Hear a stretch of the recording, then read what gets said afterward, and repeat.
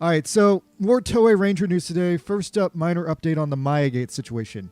Now, I was thinking I would hold off on this till the weekend, but I guess it's more of a now or never because of the way the situation keeps changing day by day, and everyone keeps remaining super curious about what the next episode of Go Zooger, episode 38, is going to actually look like.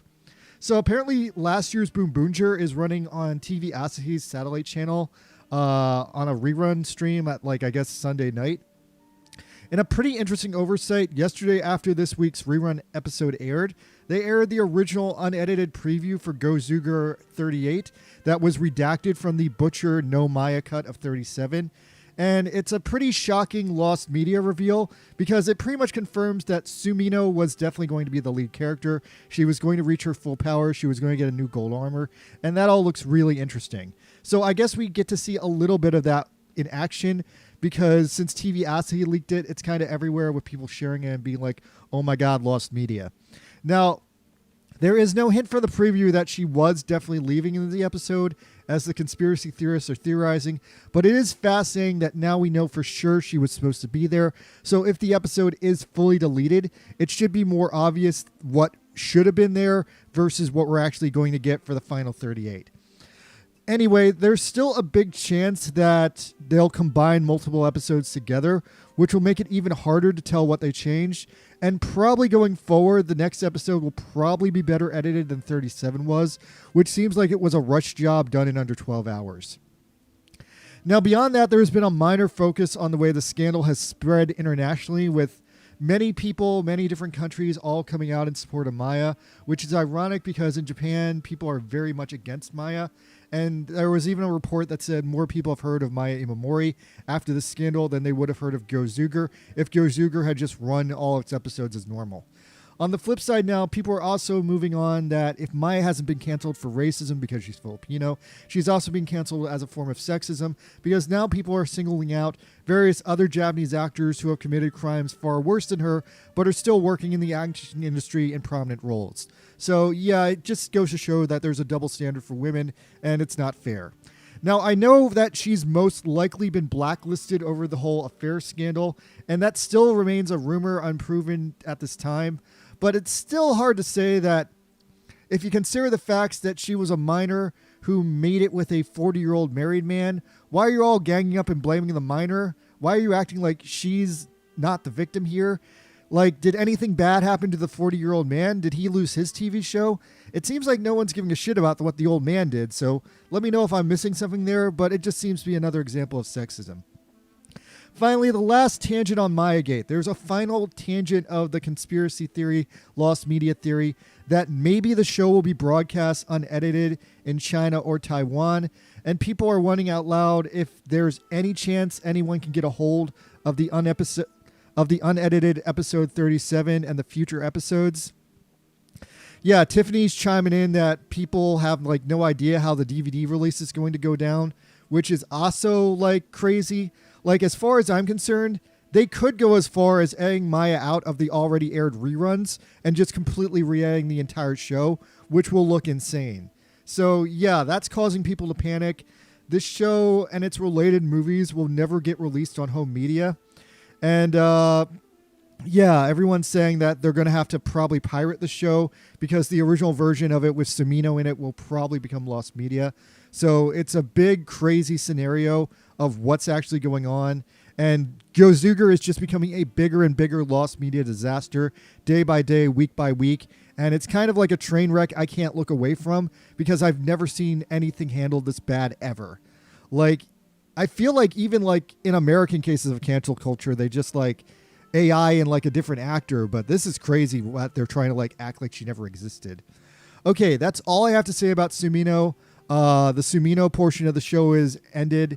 If you have any other questions for Sumino, ask them for me at the end of the video.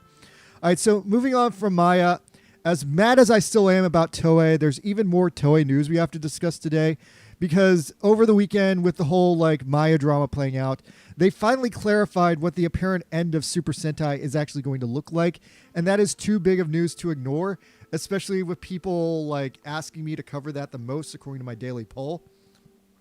All right, so winding this back a few weeks. Hold on. ZZ the Gark also says Gyozuger is starting to be even worse than Megaforce and Super Megaforce with its editing, and that's saying something. Yeah, I hear you, ZZ. This is like an editing travesty. Tiffany chimes in, I know Kamen Rider and Precure aren't affected, but holy shit, this is probably Toei's biggest blaze of controversy. That's hard to say, Tiffany. I don't know if it's the biggest controversy they've ever had, but it's definitely the most public and definitely the worst looking. Some people have brought up some past controversies with YouTubers. I guess those were a lot more small scale considering, because this is actually editing the outcome of the show. So yeah, you might be right. This might be the biggest controversy that Toei has ever faced. Questions: if the rumors surrounding Imamori are unfounded and false, should the unlikely scenario of Seiju and Toei apologizing to Imamori and the grounds of suing Bushin for defamation? At Kaki, if the rumors surrounding Imamori are proven to be completely false, I think Toei should just release the unedited Kyozuger 37 and 38 and backtrack on that. I think that would be the nicest thing they could do. As far as Imamori suing Bunshin, I want to say she could, but it would be very difficult because right now she's an unemployed 19-year-old. She would have the legal right to, but I don't think she would have like the money and the status to pull it off. But she could. If it is proven to be 100% factually incorrect, she could. That's where I'm going to leave that. Winding it back a few weeks, when Toei announced that for whatever reason they were going to take a big break after Gyozuger, I really do think this is related to Mayagate. I think that's not like a decision they made in the void. There was this pretty sad atmosphere in Japan that this was the end of the long-running Sentai series. And there was also a rumor that this was a last-second decision because if this tweet is true, apparently there were plans in the work that the next Sentai for next year was originally going to be called Kyoru Sentai Kosaiger. And I can't prove that, but FYHDFD says that he thinks Kosaiger was going to be a Magic High School Super Sentai season. Could be. Again, I don't know because they like gutted it. Or at least the rumor is they gutted it. This is just a rumor. So anyway, it seems like Toei changed their decisions last minute based on all the drama going on. So Kosaiger just got like gutted entirely. Maybe it'll happen later, but it looks like right now it's just not happening. So the international narrative was like, maybe they're not ending Super Sentai. Maybe they're just changing the name or something to avoid Power Rangers and the copyright deal with that. And the least pessimistic people around me were just saying like, they'll probably just change them into like super powerful Rangers. I don't know. They'll like change some aspect of like the format. Yeah, there were numerous people asking them if they would just revive an older series like Powertrain or Sukuban Deka, but I really don't think we're getting a Sukuban Deka revival in 2025. That would just be crazy. I can't even imagine what modern Sukuban Deka would look like because like culture has changed so much. But so anyway, then Toei copyrighted and it was leaked that the replacement for Super Sentai is something that's going to be called the Universe Heroes series, which at the time people were pretty pessimistic. It was just going to be Power Rangers under a new title. Universe Heroes is coming. It was leaked that Universe Heroes is the replacement for Super Sentai, and everyone was going to wonder what the hell is that. Well, it turns out, and this is the big breaking news today, that Universe Heroes is actually going to be a second generation of the Metal Heroes. Universe Heroes is going to be a reboot of Space Sheriff Gavon.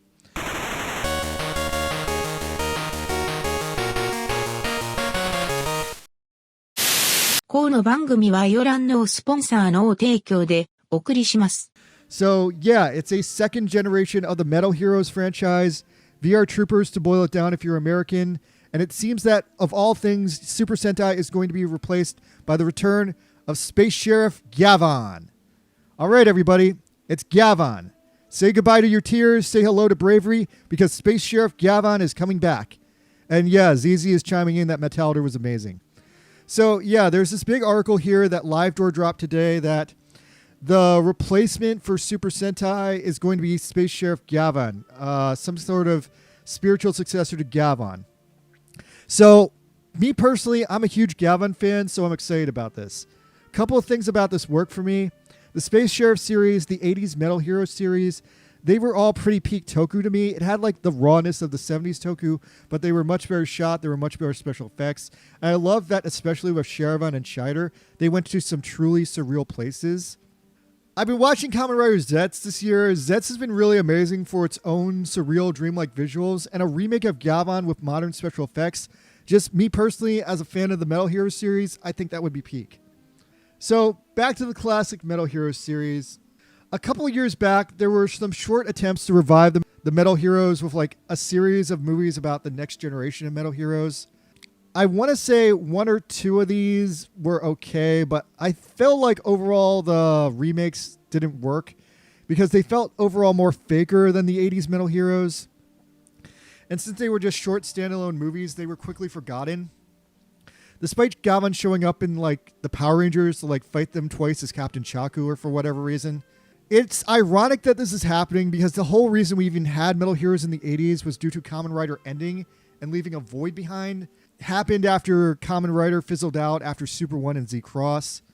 Tiffany quickly asked, what is the best starter series for someone getting into Metal Heroes? Tiffany, you definitely want to watch Space Sheriff Gavan because that's the first Metal Heroes series and in many people's opinion the best. I'm currently watching my way through Sharavan, which is even better.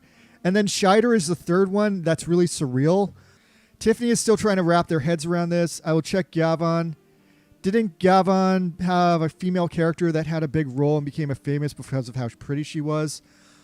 Tiffany, all three of the Metal Heroes had girlfriends. As far as I know, the girlfriend that was the most famous was Shider's girlfriend, Annie. Annie was the one that became the most famous, but all of them had girlfriends. It's just, as far as I remember, Annie was the most popular one. I've also already watched Metalder, and Metalder was written by the same guy who created Go Lion, which turned into Voltron. That's why it was so dark and cool. That's also why VR Troopers was so cool. Okay, I kind of get that. Oh yeah, VR Troopers was three heroes meshed together, Metalder, Spielban, and Shider. So I've seen Metalder and Spielban all the way. Spielban is ridiculous. Like, Spielban is hilarious. He like fights a water planet. The actress who played Rita Repulsa is there. Great show. But yeah, so the Metal Heroes happened in the 80s because Kamen Rider kind of dried up. And now that Super Sentai is drying up, now that Super Sentai is taking a break, it's super ironic that the Metal Heroes are returning to fill that void. It's like whenever there's a void in Kamen Rider or Super Sentai, the Metal Heroes rise up. There's also some people pointing online that this artist out of Brazil, Rafael Seguini, did like a hardcore special effects remake of Just Beyond with like hardcore modern special effects and violence. And it would be amazing if they could like do something of that. I reviewed that video back in the day last time Rafael updated it. And that video is super cool. You should check that out if you haven't seen it. But if that actually influenced what Toei does, that would be super, super cool. I guess replacing Super Sentai with the Metal Heroes series is probably a temporary solution in my view in the long run. The next gen remakes of Gavan, Shider, and Sharavan, they didn't quite work for me because I feel like they missed out on what people really appreciate about the Metal Heroes series, which is their maturity, their serious tone, and their inherent manliness. That's kind of like the formula that makes the Metal Heroes work. The other problem is that outside of the original Space Sheriff trio and the other heroes having like their rare super stands, most of the other Metal Heroes just weren't as popular as the first three, especially next to Super Sentai, which has always been a lot more popular. So I guess where I'm at with this is I'm excited that we're probably going to get our first real Metal Heroes series since like the 80s, and like a real Gavan remake, not those like crappy Next Generation movies, could be amazing. But yeah, I guess where I'm at is I'm excited that we're getting this Gavan remake.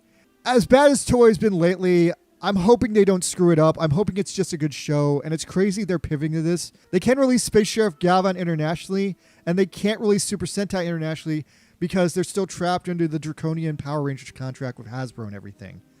Now, I am slightly pessimistic. While this is a great solution for everything for now, I will be shocked if they can keep this going for long because I don't think the Metal Heroes have the staying power of like the Super Sentai. I will be honestly shocked if Universe Heroes survives to 2030. Caesar does say that Jaspion, Giban, and Windspectre were hugely popular in Latin America. So, I mean, we'll see. I mean, that is actually part of the strategy. I think that is the strategy to bring back the Metal Heroes internationally and see how they do. It's going to be really interesting to see how Universe Heroes does and if they can find like the perfect balance that the original series had, where it was interesting for kids but manly and cool for adults, and with a little bit of that special effects darkness that made it interesting. I would argue that probably Kamen Rider Zets is tonally the closest to the Metal Heroes we've had like in any kind of a recent show.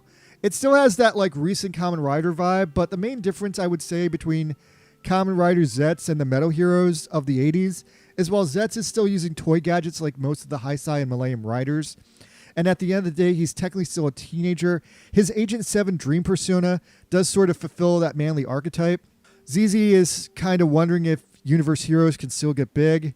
Like, don't get me wrong, I mean, as serious as Metal Heroes always tried to be, it did have some ridiculous aspects. It had, like, ridiculous vehicles. It had bikes turning into flying tanks. Galvan used to ride around on, like, a dragon that was very similar to the dragon from Power Rangers. So, like, I mean, part of me maybe remembers the Metal Heroes more seriously than they actually were. But it was definitely treated like a more mature show, a more realistic show than Super Sentai. And I feel like Super Sentai and the recent Rider series have definitely bent over backwards into more kid-friendly pop culture than their 80s and 90s equivalents did. Like, I forget which Sentai was, but like there was one Sentai recently that had like Sonic characters in like the lineup. ZZ says the Ninja and Zenkaiger was truly the black sheep era for Sentai. It was just like the Dark Ages, to be honest. Yeah, I kind of feel that. Like, I mean, it sucks that Super Sentai is ending now. But me personally, I would have said, like, after Gokaiger, they'd kind of done, like, all they could do. I feel like after Gokaiger, they really, like, kind of, like, jumped the shark. Black Century King says, to be fair, Super Sentai never took a break like Kamen Rider did, so this is overdue. Okay, yeah, that is a good way of looking at it, man. That actually does kind of make a lot of sense. I can actually kind of feel that, and maybe that does kind of, like, show that it is overdue, especially when we've gotten so bad like Super Sentai years in the past.